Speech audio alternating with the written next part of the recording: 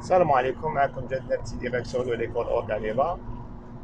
Je fais cette vidéo pour vous expliquer notre formation de délégué médical commercial et pharmaceutique et parler à peu près de la nature du métier et qui peut faire cette formation.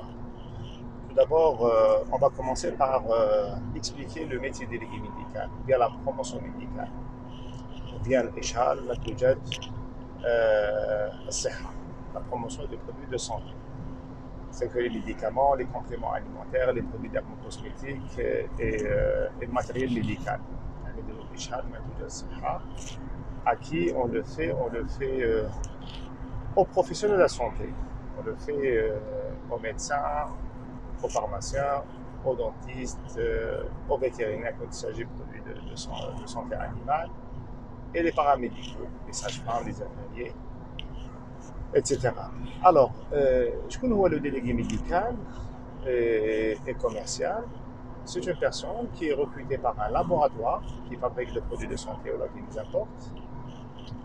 Son objectif, c'est donner l'information pour expliquer son produit et aussi vendre ses produits pour augmenter son chiffre d'affaires. D'abord, on commence par le délégué médical. Le délégué médical, il va présenter, expliquer ses produits aux médecins. Les médecins, parce qu'ils ont besoin de produits, de médicaments, de compléments alimentaires, à leurs malades. Ce qui fait, à ce moment-là, ils voient les produits comme une solution à leurs problèmes au quotidien. Donc, l'objectif, c'est bien expliquer la composition, l'indication. À la demande, bien sûr, on va parler des effets secondaires s'il y en a, on va parler des contre-indications. Donc, on donne toutes les informations, tous les détails. On donne toutes les informations, parce que là, il s'agit de présenter un produit. Et en même temps, on va essayer de convaincre ce médecin-là à prescrire ces médicaments, à l'air, histoire de changer ses habitudes, pour donner une chance à nos produits. Donc, il y a deux choses importantes, c'est présenter et essayer de convaincre. Je vais les deux verbes, présenter et convaincre. Plus tard. Bon, le médecin, une fois il est satisfait par le produit convaincu, qu'est-ce qu'il va faire? Il va prescrire ce produit à ses malades. Et le malade, qu'est-ce qu'il va faire? Bien sûr, il va aller à la pharmacie pour chercher ce produit. Bon, maintenant, le pharmacien doit disposer de ce produit. Là, il trouve le délégué commercial. Qu'est-ce qu'il fait le délégué commercial? Bien sûr, il va chez le pharmacien pour présenter les produits, mais cette fois-ci d'une autre manière. Il va beaucoup plus insister sur les informations d'ordre commercial. Parce que le pharmacien, mais le médecin, il insiste sur l'efficacité, la tolérance, l'observance. Le pharmacien, pour lui, tous les produits sont contrôlés. C'est le rôle du médecin. Le pharmacien, il va voir beaucoup plus quels sont les avantages commerciaux. C'est-à-dire, il va voir, par exemple, la marge bénéficiaire, il va voir la date de péremption, bien sûr, le mode de paiement, s'il y a des ristournes, s'il y a des avantages, des cadeaux promotionnels. Et c'est pour cette raison, peut-être il va choisir votre produit. Une fois le produit arrive au niveau de la pharmacie, le médecin, qu'est-ce qu'il va faire? Plutôt le malade, il va acheter le produit. Ce qui fait là, on a concrétisé une vente et de telle sorte on va augmenter le chiffre d'affaires de cette société. Bon. Maintenant, si vous avez remarqué que pour convaincre un médecin, on va parler des choses scientifiques, l'efficacité, la tolérance et l'observance. L'observance, je mets à l'observance, c'est quand le malade trouve un certain confort avec, voilà, une certaine facilité d'utilisation avec son produit. C'est pour cela que le délégué médical va parler de façon scientifique, expliquer un mode d'action, comment par exemple la molécule active dans l'organisme. Les laboratoires, par rapport au métier de délégué médical, ils préfèrent un profil scientifique. C'est quoi le profil scientifique? C'est le médecin, le pharmacien, le dentiste, le vétérinaire et biologiste. Très bien. Maintenant, le commercial. Le commercial, puisqu'on va parler de marge bénéficiaire, on va parler d'unités gratuites qu'on va proposer ou offrir aux pharmaciens. On va parler d'une date de péremption. Les informations, ça ne demande pas obligatoirement un bagage scientifique. Tout le monde peut le faire, sauf que la personne doit disposer d'un certain niveau scolaire, en l'occurrence un bac et plus, et aussi d'une grande qualité de communication. Et surtout, on va insister sur le profil personnel du délégué commercial. Sympathique, vivace, dynamique, motivé surtout, enthousiaste. Donc ça, c'est très important. Ça ne sert à rien de ramener un pharmacien timide, nonchalant, pas trop dynamique.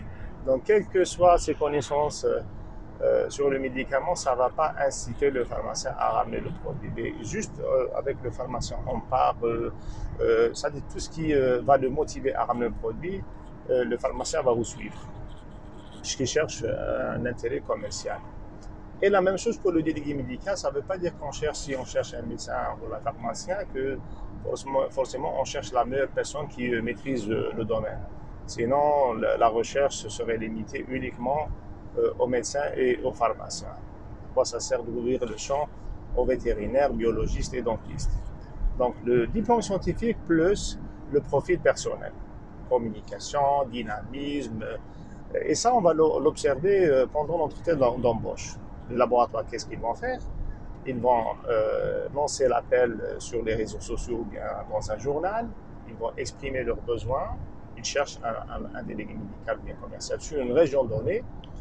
Les laboratoires n'existent pas partout. Les laboratoires ils sont basés sur une seule wilaya, par exemple, on va dire Alger, et ils cherchent des représentants un peu partout, surtout dans les grandes villes qui sont concentrées en termes de population. Là où il y a des CHU, des polycliniques, des centres de santé, des cabinets, etc.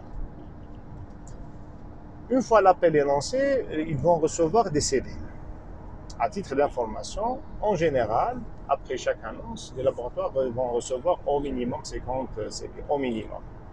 Maintenant, la question qui se pose, est-ce qu'ils vont appeler tout le monde à passer l'entretien d'embauche?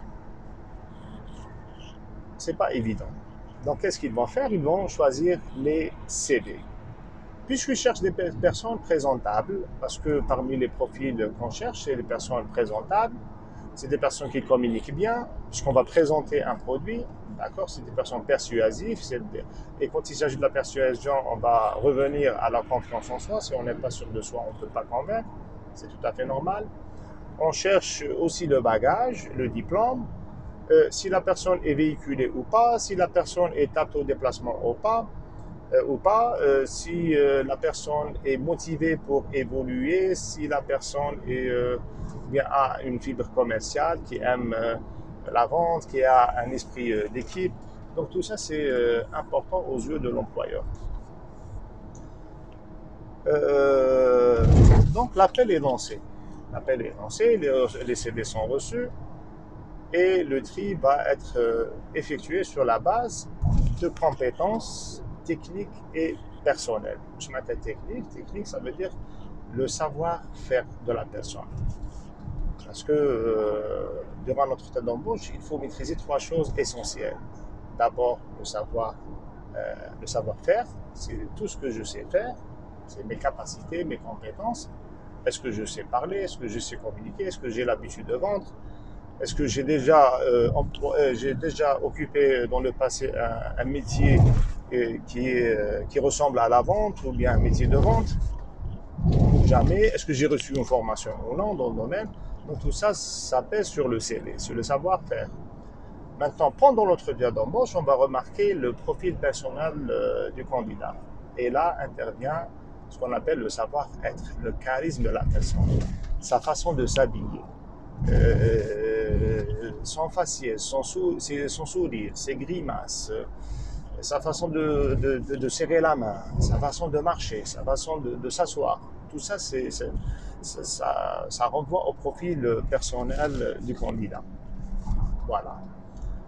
Et aussi le savoir communiquer. Le savoir communiquer quand la personne, déjà, premièrement, parle bien d'elle-même et aussi quand elle transmette euh, ces informations en termes d'avantages. Il y a toutes les compétences acquises, tout le bagage ou bien le savoir-faire sur le CV, elle va le montrer comme un avantage concret et une opportunité à saisir pour l'employeur. C'est ça le savoir communiquer. Ça ne sert à rien d'avoir un bagage très riche, un CV très riche, et après on ne sait pas se défendre lors d'un entretien d'embauche, on ne saura pas montrer l'avantage de notre candidature à l'employeur.